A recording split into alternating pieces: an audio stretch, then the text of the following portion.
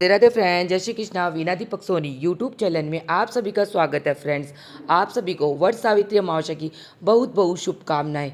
Friends, आज की video में हम जानेंगे वट सावित्री अमावस्या की पूजा कैसे की जाती है, वट सावित्री अमावस्या के दिन फेरी कैसे लगाई जाती है, हम ये व्रत कैसे करते हैं, इस व्रत में सुहाग कैसे लेते हैं, यानी वट सावित्री अमावस्या की पूजा के विषय में संपूर्ण जानकारी आपको आज की वीडियो में मिलेगी। तो वीडियो को आप अंत तक जरूर देखना। तो देखिए, सुहागन महिलाएं अपने अखंड सुहाग के लिए, अपने पति की लंबी उम्र के लिए वट सावित्री अमावस्या के दिन वट वृक्ष यानी बड़ के पेड़ का पूजन करती है। पूजन हमें कैसे करना है तो देखिए, वट सावित्री अमावस्या के दिन सुबह सुबह स्नान आदि करने के बाद सबसे पहले हम वट वृक्ष के नीचे चले जाएंगे, यानी बड़ के पेड़ के नीचे पास में चले जाना है और बड़ के पेड़ का पूजन करना है। तो वट सावित्री अमावस्या के दिन सुबह सुबह स्नान आदि करने के बाद हम वट वृक्ष के नीचे चले जाएंगे, यानी बड़ के जो पेड़ है उसके पास चले जाएंगे। आपके घर के आसपास कोई भी बड़ का पेड़ है तो आप वहाँ पर पूजन कर लीजिएगा। वैसे मंदिर में आपको बड़ का पेड़ जरूर मिल जाएगा,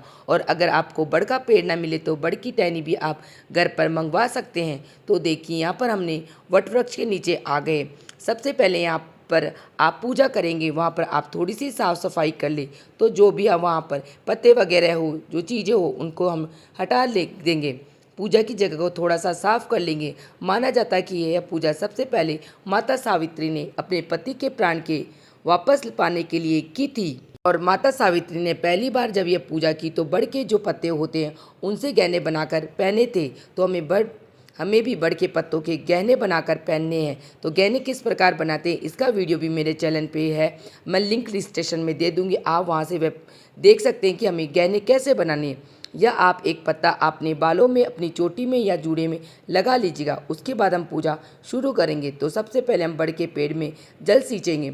जल सींचने के बाद थोड़ी सी जगह पर आप पूजा करें, वहाँ पर भी जल के छींटे लगा दें, शुद्धिकरण कर ले। उसके बाद हम बड़ का एक पत्ता लेना है। इस पत्ते पर हमें गौरी गणेश जी को यानी माता पार्वती और गणेश जी को विराजमान करेंगे। तो देखिए, आप या तो सुपारी से गौरी गणेश बना सकते हैं, या आप चाहे तो मिट्टी से भी गौरी गणेश बना सकते हैं। का जो पेड़ है उसके नीचे की मिट्टी लेकर हम यहाँ पर गौरा माता यानी पार्वती माता और गणेश जी को बना लेंगे और पत्ते पर इनको विराजमान कर देंगे। पत्ता न मिले, अगर बड़ पेड़ का पेड़ बहुत ऊंचा है तो पत्ता नहीं तोड़ पा रहे तो आप थोड़ी सी हल्दी रख के उसके ऊपर भी गौरी गणेश जी को विराजमान कर सकते हैं। इसके बाद हम क्या करेंगे, जो वट वृक्ष है, जो बड़ का पेड़ है, इसके ऊपर सत्यवान सावित्री की फोटो या तस्वीर बना देंगे। किसी भी आपसे बन जाए, बस आप उनका सत्यवान और सावित्री माता का ध्यान करते हुए उनकी तस्वीर बना दिए। देखिए, आप चाहे तो आप हल्दी से भी ये तस्वीर बना सकते हैं, या अगर आपके पास एपन है तो आप एपन से भी आप बना सकते हैं, या आप एपन ऐसे ही वट वृक्ष के लगा दीजिए।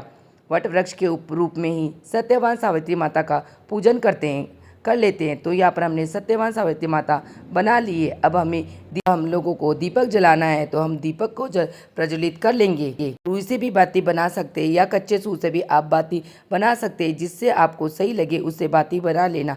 उसके बाद में इस तरह से आप कच्चे सूत की बाती भी बना सकते हैं, या रुई की बाती बना सकते हैं। तो यहाँ पर मूली का धागा लेकर आप मूली से भी बाती बना सकते हैं। तो इस तरह से हम दीपक तैयार कर लेंगे। अब हम देसी घी का दीपक जला रहे हैं। तो इस तरह से दीपक जलाने के बाद फिर हम सभी को वस्त्र समर्पित कर देंगे। तो यहाँ देखिए, यहाँ पर हम गौरा माता को यानी पार्वती माता को, गणेश जी को, वट वृक्ष को, सभी को हम वस्त्र के रूप में मूली समर्पित कर देंगे। आप मूली समर्पित कर सकते हैं, या आप चाहे तो वट वृक्ष को जनेऊ भी समर्पित कर सकते हैं, या पीले रंग का वस्त्र भी समर्पित कर सकते हैं। मूली जरूर समर्पित कर दीजिएगा। तो वस्त्र हमने समर्पित कर दिए। उसके बाद हम सभी को तिलक लगाएंगे। देखिए, रोली से हमें जरूर तिलक लगाना है, क्योंकि जो ये व्रत है ये सुहाग के लिए किया जाता है। तो सभी को हम पहले रोली से तिलक कर देंगे। यहाँ पर पार्वती माता, गणेश जी को, वट वृक्ष को, दिए को, सभी को हम तिलक करना है। उसके बाद हम सभी को हल्दी से तिलक कर देंगे। कुछ लोग हल्दी से तिलक करते हैं, कुछ लोग एप्पल से तिलक करते हैं। तो आपके पास हल्दी है तो हल्दी से तिलक कर दीजिएगा, नहीं तो आप एप्पल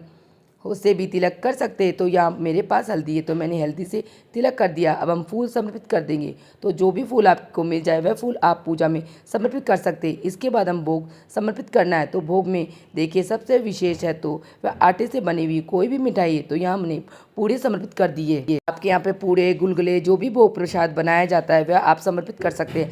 हमारे यहाँ पे पताशे का भोग समर्पित किया जाता है, तो मैंने यहाँ पे पताशे का भोग समर्पित कर दिया। उसके बाद में आपके यहाँ पर आटे का हलवा भी बना सकते हैं। आपके यहाँ पर जो भी भोग प्रसाद बनाते हैं आप वही भोग प्रसाद समर्पित कर सकते हैं, या बाजार से भी कोई मिठाई लाकर समर्पित कर सकते हैं। तो यहाँ पर मैंने भोग समर्पित कर दिया। और अगर किसी कारण से आप आटे की मिठाई नहीं बना पाते तो फिर आप पताशे का भोग भी समर्पित कर सकते। तो पूरे कि यहाँ पे जो भी भोग प्रसाद आपने बनाया वही भोग प्रसाद आप समर्पित कर सकते हैं। इसके बाद जो भी ऋतुफल आपको मिल जाए वह ऋतुफल आप ऋतुफल समर्पित कर दीजिएगा। जब हम वट सावित्री अमावस्या का पूजन करते हैं तो ये गर्मियों में ये पूजा होती है। इससे हमें बांस का पंखा दान करना बहुत ही शुभ माना जाता है। तो एक पंखा हमें दान के लिए इस तरह से वट वृक्ष को हवा करके वट वृक्ष पर चढ़ा देते हैं। उसके अलावा एक पंखा और लेते हैं जो हम वापस घर ले आते हैं और पति को हवा करते हैं। तो देखिए वैसे तो 2 पंखे चढ़ाने चाहिए, एक आपको यहीं छोड़ के जाना है, दान करना है, दूसरा घर पे लेकर जाना है। लेकिन अगर किसी कारण से 2 पंखे ना मिले तो किसी एक को दान का पंखा है वह तो आप ज़रूर ले लीजिएगा। तो यहाँ पर हमने बांस से बना हुआ एक पंखा चढ़ा दिया। इसके बाद वे सावित्री माता के लिए हम वस्त्र चढ़ाने हैं। तो देखिए वट सावित्री अमावस्या में वह सावित्री माता के लिए साड़ी चढ़ाई जाती है और श्रृंगार का सामान चढ़ाते हैं। अगर आपका पहला व्रत है तो आप साड़ी श्रृंगार का सामान जरूर चढ़ाइए। अगर आप पहले से ही व्रत करते आ रहे फिर आप कोई की मर्जी है, आप साड़ी चढ़ा सकते हैं या आज चाहे तो चुनरी ब्लाउज पीस कुछ भी चढ़ा सकते हैं। इसके बाद देखिए हमें भीगे हुए चने होते हैं, तो चने आप एक दिन पहले ही भिगो देना। चने हाथ में लेकर हमें कथा सुननी और चने खाकर ही हम व्रत का प्रारण करना है। तो भीगे हुए चने हम चढ़ा देंगे। इसके बाद हम यथासंभव दक्षिणा चढ़ा देंगे। दक्षिणा पूजा में रही कमियों को पूरा करती है, इसीलिए दक्षिणा आप जरूर चढ़ाइएगा। ये सारी चीज़ें समर्पित करने के बाद फिर हमें वट सावित्री अमावस्या की कथा सुननी होती है। तो यहाँ पर हम वट सावित्री अमावस्या की कथा सुनने के लिए हम अपने सीधे हाथ में चने लेंगे। भीगे हुए चने हाथ में लेकर हम वट सावित्री अमावस्या की कथा सुनेंगे। कथा का वीडियो आपको मेरे चैनल पे मिल जाएगा, लिंक मैं डिस्क्रिप्शन में दे दूंगी, आप वहां से वह देख लेना। कथा सुनने के बाद जो हमने चने हैं वह हम वट वृक्ष को समर्पित कर देंगे। इसके बाद हम आरती करेंगे। तो यहाँ पर बहुत ही प्रेम पूर्वक हमें आरती करनी है।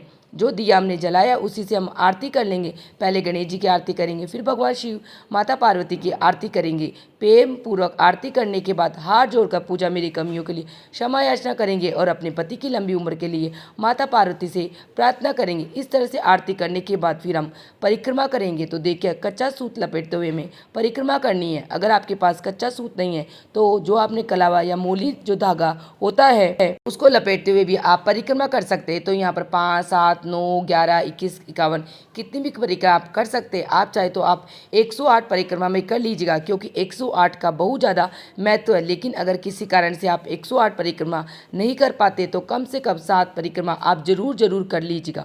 और देखिए कुछ लोग पहले आरती करते हैं उसके बाद परिक्रमा करते हैं, कुछ लोग पहले परिक्रमा करते हैं उसके बाद आरती करते हैं।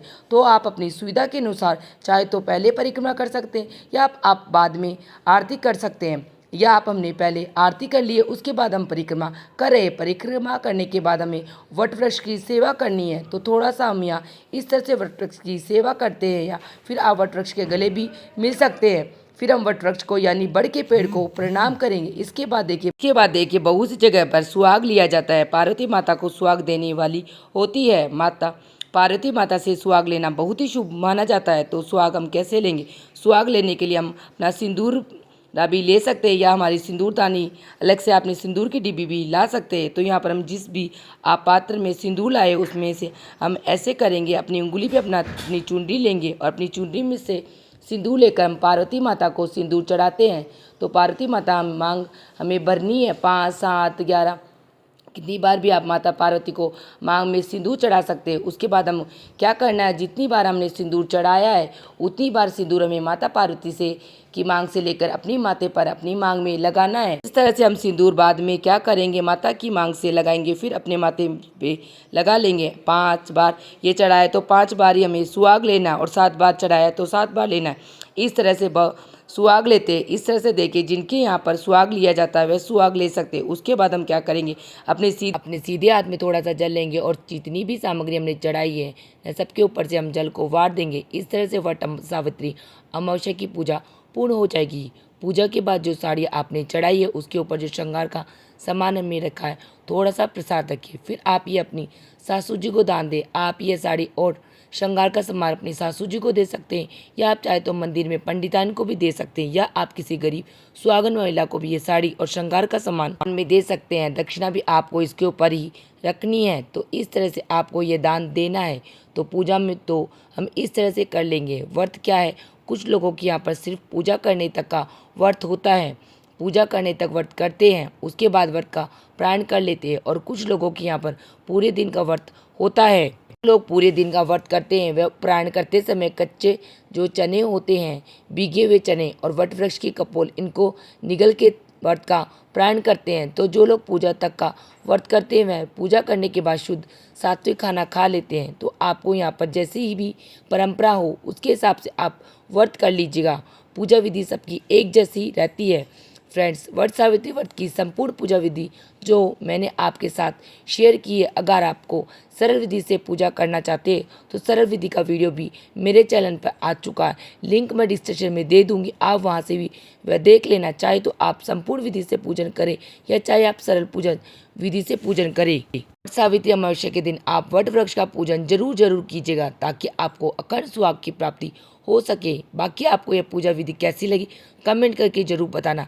अगर ये वीडियो आपको पसंद आए, वीडियो आपके लिए थोड़ा बहुत भी यूजफुल हो, तो प्लीज़ वीडियो को लाइक कर लेना और चैनल को सब्सक्राइब कर लेना। माता सावित्री और माता पार्वती की कृपा से आप सभी को अखंड सुहाग की प्राप्ति हो, इसी कामना के साथ फिर मिलेंगे किसी और वीडियो में। तब तक के लिए जय श्री कृष्णा, राधे राधे फ्रेंड्स।